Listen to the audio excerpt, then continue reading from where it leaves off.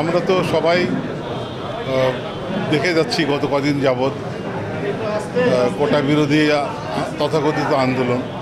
এই আন্দোলনটি আসলে শুরু থেকেই সরকারকে বিব্রত করার জন্যই করা এবং এর মধ্যে পরবর্তীতে ছাত্রদল ছাত্র শিবির পুরোপুরি নিয়ন্ত্রণ নিয়ে এটি ডিল করছে। আজকে সেটা পরিষ্কারভাবে প্রমাণিত হলো সারা দেশে এবং রাজশাহীতে যে ঘটনাগুলি ঘটেছে তারা টার্গেট করেছে বঙ্গবন্ধু হল, সেটা ভাঙচুর করেছে, আগুন জ্বালিয়েছে। সেখানে আওয়ামী যুবলীগের যে মূল কেন্দ্র শহরের দড়িখরবনা সেটা টার্গেট করেছে। মহানগর আওয়ামী লীগ কার্যালয়, দলীয় কার্যালয়, এটা তাদের লক্ষ্যবস্তু ছিল।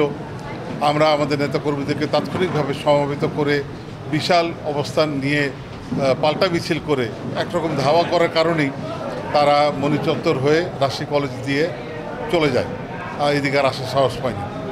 তো আমরা আগামীকালকেও আমাদের এই অবস্থান অব্যাহত রাখবো শহরের কয়েকটি পয়েন্টে এবং মূলত সাহেববাজার কেন্দ্রিক অবস্থান রাখবো এবং বিশ্ববিদ্যালয়কেও যারা এই তছনছ অবস্থায় করলো সে বিশ্ববিদ্যালয় সম্ভবত বন্ধ ঘোষণা হয়েছে বোধহয়, যেটুকু জানছি।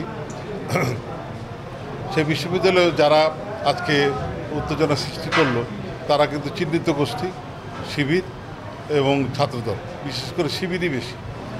তাদের সে ধরন ধারণ আমরা জানি, চেহারাও আমরা চিনি। কাজেই এই বিষয়টিকে ছোটো করে আমরা দেখছি না।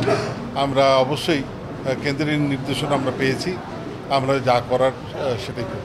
না, আমরা সবসময় একসঙ্গেই ছিলাম, একসঙ্গেই আছি। এটা বিচ্ছিন্ন কোনো ঘটনা নয়।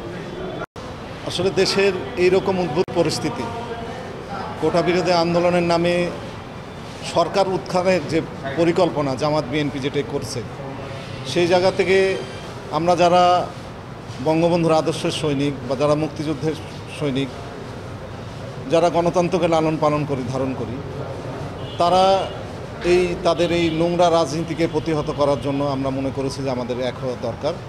আমরা কিন্তু সেই জন্য এক কাতারে চলে আসছি। আসলে রাজনীতিতে যখন লবিং গ্রুপিং থাকে তখন অনেকে অনেক কথাই বলে, অনেক কিছুই করে।